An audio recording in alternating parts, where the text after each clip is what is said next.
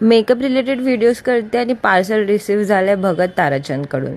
Don't know कुकिंगचे video maybe बघून त्यांनी हे पार्सल मला प्रमोशनसाठी पाठवलं असावं. ही त्यांची स्पेशल थाली आहे. खूप छान पॅकिंगमध्ये हे पार्सल जे मला रिसीव्ह झालं होतं.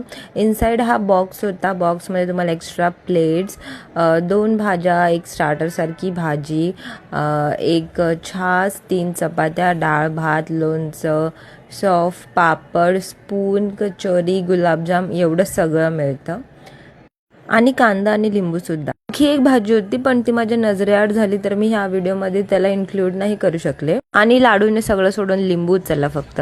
टेस्ट करते फर्स्ट पनीरची भाजी. पॉइंटेड होतं मी कारण की मला पनीर नाही आवडत. मी टेस्ट केली तर मला पनीर नाही आवडत, त्याच्यामुळे मला त्याची भाजी सुद्धा नाही आवडली. पण ज्यांना पनीर आवडतं त्यांना ही भाजी छान लागू शकते.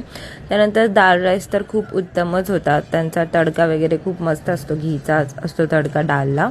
चपात्या सुद्धा खूप सुंदर होत्या, एकदम सॉफ्ट, प्रॉपर पूर्ण चपाती अशी घी मधली होती आणि जसं आपण नॉर्मल चपात्या खातो तशी ती नाहीच आहे.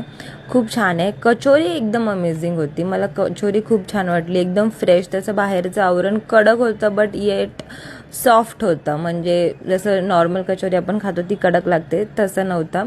आणि जो इनर स्टफिंग होतं ना ते सुद्धा खूप छान होतं.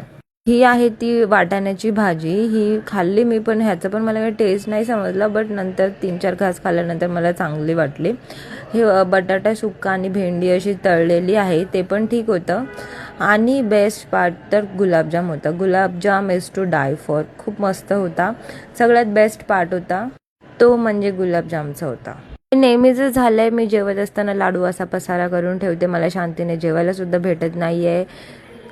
पण ही तर प्रत्येक आईचीच कहाणी आहे. तुम्ही भगत ताराचंद कधी ट्राय केले का? ट्राय केलं असेल तर मला नक्की सांगा. नसेल ट्राय केलं तर वेजसाठी जर काही बेस्ट ऑप्शन पाहिजे असणार तर भगत ताराचंदमध्ये तुम्ही ब्लाइंडली जाऊ शकता. हा व्हिडिओ